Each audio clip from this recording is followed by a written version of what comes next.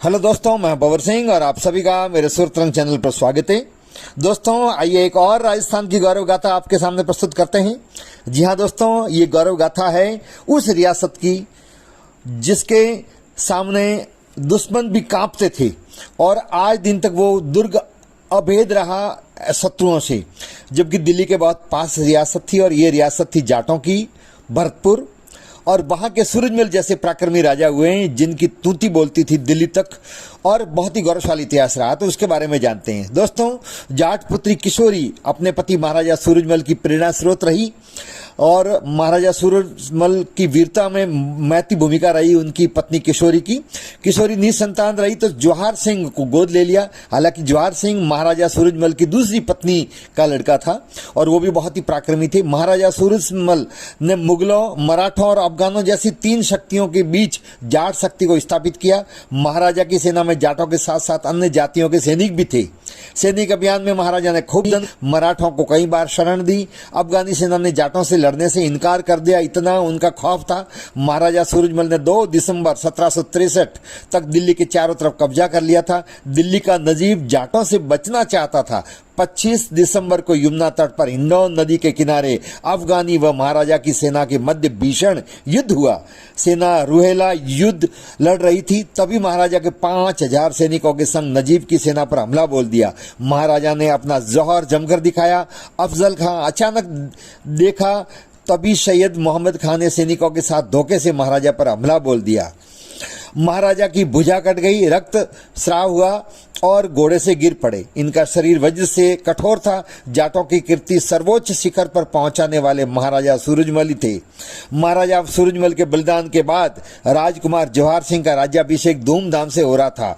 तभी रानी किशोरी ने कहा, धिक्कार है राजकुमार तुम्हारे राज्याभिषेक पर। तुम यहाँ खुशियां मना रहे हो, उधर दिल्ली की गलियों में तुम्हारे बाप की पगड़ी कुचल दी गई। उनके शव का कोई पता नहीं है। तुम्हारे रगों में बाप का खून है तो जाओ और अपने बाप की हत्या का बदला लो। दिल्ली की जीत का सपना पूरा करो। उत्तराधिकारी जवाहर सिंह ने दुश्मन से बदला लेने की कसम खा ली तथा मां किशोरी देवी को वचन दिया कि उनकी आंखों के सामने दुश्मन को तबाह कर देगा। रानी किशोरी के पास अथाह धन था। जवाहर सिंह को 5000 घोड़े, 60 हाथी, 15000 सवार, 300 तोपें एवं बहुत सारे पैदल सैनिक दिए और अक्टूबर 1765 में दिल्ली पर धावा बोल दिया। सेना में 60,000 सैनिक और 100 तोपें थी। 25,000 मराठे और 25,000 सिख सैनिक भी बुलाए गए थे। प्रत्येक सैनिक को प्रतिदिन उस जमाने में दोस्तों 1 रुपया वेतन मिलता था। जवाहर सिंह का गुस्सा अफगानों से छिपा नहीं था। इनके डर के कारण से अफगान शौर्य के प्रतीक बात का धनी महाराजा जवाहर सिंह ने दिल्ली के नफज खां को लाल किले पर जा ललकारा। महाराजा की सेना 5 कोस दूर रही ताकि अफगान की सेना को लड़ने का मौका मिले। अफगान सेना का मनोबल काफी ऊंचा था, पर वो जाटों की वीरता और जवाहर सिंह के पराक्रम से भली भांति अवगत थे। युद्ध भयंकर हुआ। अफगान सेना भागकर दिल्ली में घुस गई। महाराजा जवाहर सिंह ने सहदरा से सारा माल कब्जे में कर दिया। 17 नवंबर 1765 को नजीब खान लाल किले में घुस गया। शहर में 3 महीने तक युद्ध। यहाँ दोस्तों एक और महत्वपूर्ण घटना घटी। लाल किले के किवाड़ों पर तीखे नुकीले सरिये लगे हुए थे। 100 हाथियों ने आगे बढ़ने से इनकार कर दिया। रानी किशोरी भी युद्ध के मैदान में थी। रानी के भाई तेवतिया जाट ने किवाड़ के सीना लगा दिया तथा पीछे से हाथी ने वार किया और किवाड़ अंदर की तरफ जा गिरे।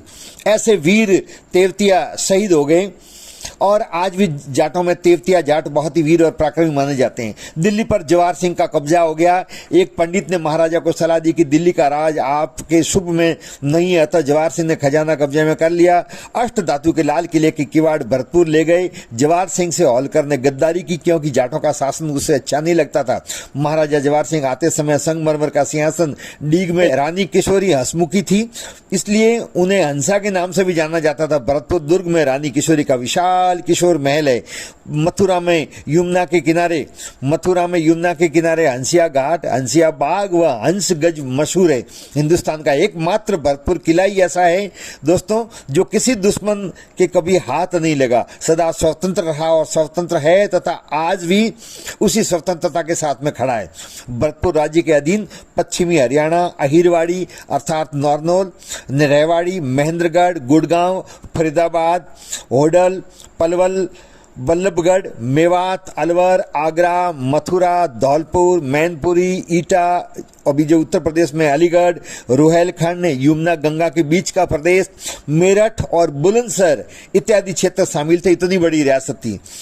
दिल्ली में जाटों से लोग एक वक्त में इतने डरते थे कि उस जमाने में कहावत प्रचलित हो गई थी कि जब कोई छोटे बच्चे स्नान करते वक्त पानी से डरते तो उनकी माताएं कहती कि क्या तुम्हें पानी के अंदर जाट दिखाई दे रहा है। जी हाँ दोस्तों, ऐसे सूरवीर पराक्रमी भरतपुर के राजा सूरजमल और उनके पुत्र जवाहर सिंह हुए, जिनके सामने अफगान, मुगल और मराठे भी कांपते थे। तो दोस्तों, ये थी राजस्थान के एक और वीरों की वीर गाथा। आपको कैसी लगी? वीडियो को लाइक करें, शेयर करें, कमेंट्स करें। चैनल को यदि आपने अब तक सब्सक्राइब नहीं किया है तो चैनल को सब्सक्राइब करें। अगली कड़ी में एक और ऐतिहासिक घटनाक्रम आपको बताएंगे। तब तक आप सबका बहुत बहुत धन्यवाद। जय हिंद।